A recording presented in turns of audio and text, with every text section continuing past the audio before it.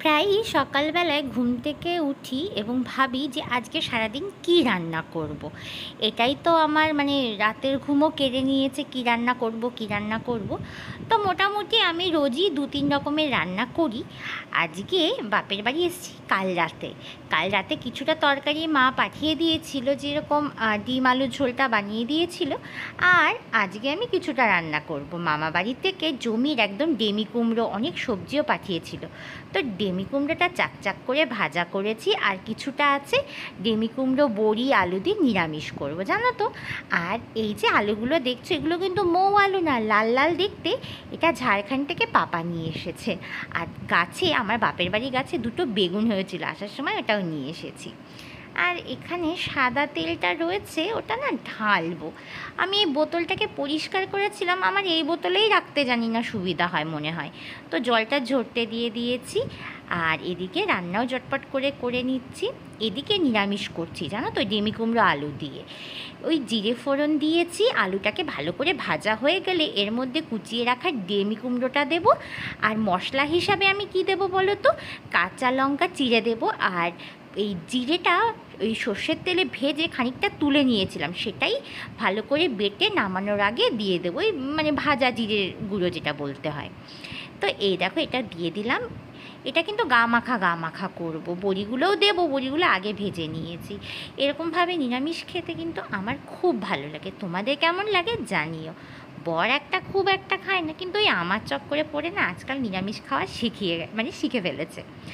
তো এইসব রান্না করতে করতে না ঘেমে ভিজে একদম জল হয়ে গেছে। আর এই আলু দুটো দেবো ভাতে, যখন সেদ্ধ হবে তখন এই সেদ্ধ খেতে আমি খুব পছন্দ করি, আমার বড় খুব পছন্দ করে।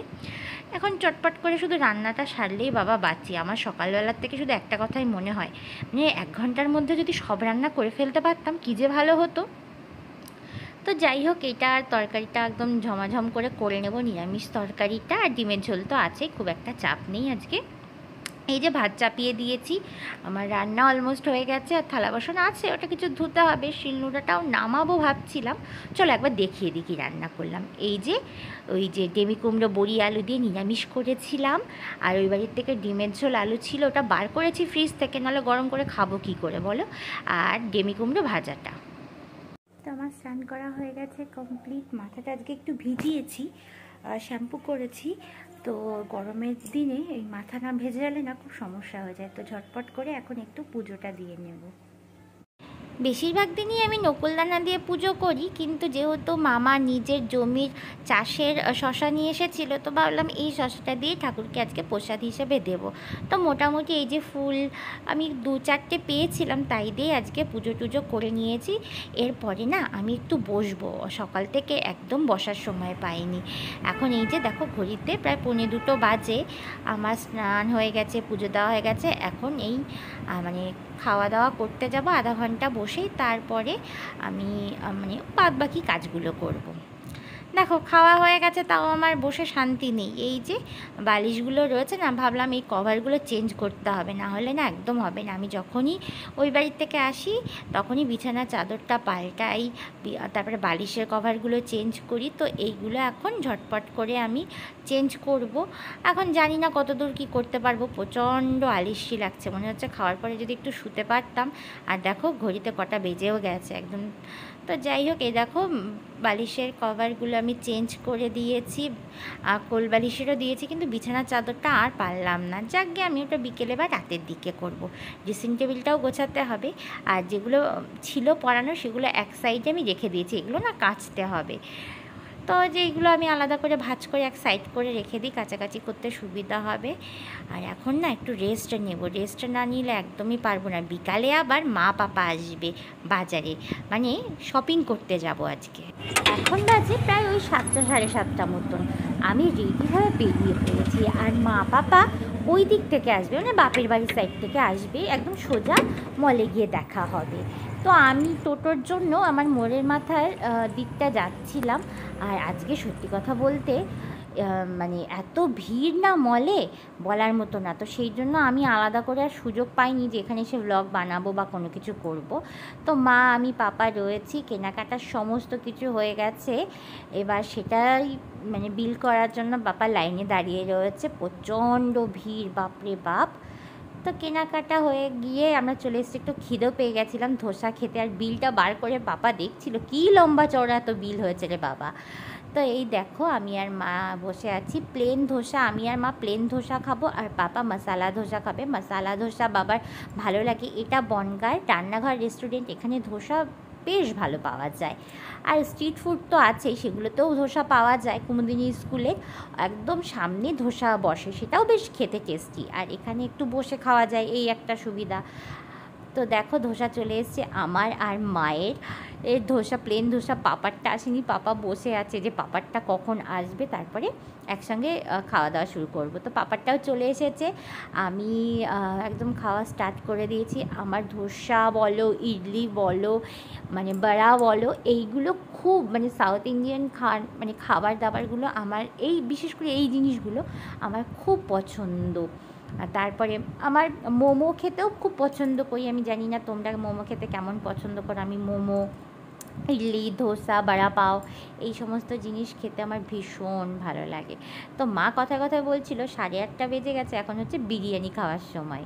চলে এসেছি, আর রাস্তায় এত ভিড় ছিল না যে বলার মতো না। চৈত্র সেল বলে কথা, রাস্তাঘাটে তো বেরোনোর উপায় নেই। তো আমি কি শপিং করেছি সবটা দেখাতে একদমই পারবো না। কেন বলো তো সবটা দেখাতে পারবো না? কারণ এই মানে পয়লা বৈশাখের জন্য যে শপিংগুলো করেছি সেগুলো অর্ধেক ও বাড়িতে মা নিয়ে গেছে, আর হাতের মাথায় যে কটা ছিল ব্যাগের থেকে সে কটা তুলে আমি নিয়েছি। একই টোটোতে এসেছি, যে তাড়াতাড়ি করে হাতে যে কটা পেরেছি নেওয়ার মতন সেগুলো নিয়ে নিয়েছি। আর বাদবাকি যখন যাবো ও বাড়ির থেকে তখন নিয়ে আসবো। তো চলো আমি দেখিয়ে দিই কী কেনাকাটা করেছি। তো প্রথমেই দেখাই, এই বরের জন্য এই টি শার্টটা নিয়েছি, একদম নরম তুলতুলে, ওইগুলো পরতে খুব ভালোবাসে। তো এই নরম দেখে এটা নেওয়া হয়েছে। আচ্ছা, এটা আমার জন্য নেওয়া হয়েছে, আমি নিয়েছি যে ঘরে পরবো সবসময়, একদম নরম হালকা ফুলকার মধ্যে এটা।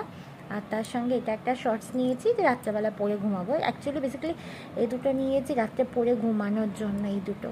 তো এই হচ্ছে ব্যাপার। আর এটা হাজব্যান্ডের। আর এখানে জয়ের শ্যাম্পু নিয়েছি। জয়ের শ্যাম্পু আমি ইউজ করি অনেক বছর ধরে, রিভিউ আছে আমার ফেসবুকেও, সরি বলতে ভুল হয়েছে, ইউটিউবে। অনেক সময় না এই ফেসবুক ইউটিউব বলতে বলতে এমন হয়েছে না যে ফেসবুক ইউটিউব গুলিয়ে যায়। তো ইউটিউবের চ্যানেলে তোমরা যারা চাও দেখতে শ্যাম্পুটা কেমন, সেটা দেখতে পারো। তো এটা ভালো একটা অফার ছিল, সেটা হচ্ছে 650 ml বাই 1 get 1 ছিল। তো এরকম একটা মা নিয়ে গেছে, দেখো লেখাই আছে, আর আমি এটা নিয়ে এসেছি। আর এটা ফেস ওয়াশের ওপরেও অফার ছিল, বাই 1 get 2 ফ্রি। তো এইটা হচ্ছে ফেস ওয়াশ, আমি একটা নিয়েছি স্ট্রবেরি, একটা নিয়েছি ভিটামিন সি এর, আর এটা হচ্ছে নিমেরটা আমি নিয়ে এসেছি 100 ml এর সঙ্গে 50 ml, তার উপর আবার ফ্রি। এটা ইউজ করে মানে বলবো যে কেমন কি বৃত্তান্ত। তো এই হচ্ছে আমার কেনাকাটার অর্ধেকটা দেখানোর কারণ তো আমি বলেই দিলাম যে ওই বাড়িতে বাবা মা নিয়ে গেছে, আর অর্ধেকটা। তো এই হচ্ছে আমার কেনাকাটা, মানে পয়লা বৈশাখের কেনাকাটা বলতে পারো। তো বন্ধুরা, আজকের জন্য আমি ভিডিওটা এখানেই শেষ করছি। আশা করব তোমরা সকলে ভালো থাকবে, সুস্থ থাকবে। আর প্লিজ সাবস্ক্রাইব করে দিও, লাইক করে দিও চ্যানেলটাকে যদি ভালো লেগে থাকে, আর বন্ধুদের সঙ্গে অবশ্যই শেয়ার করো। তো আজকের জন্য গুড নাইট।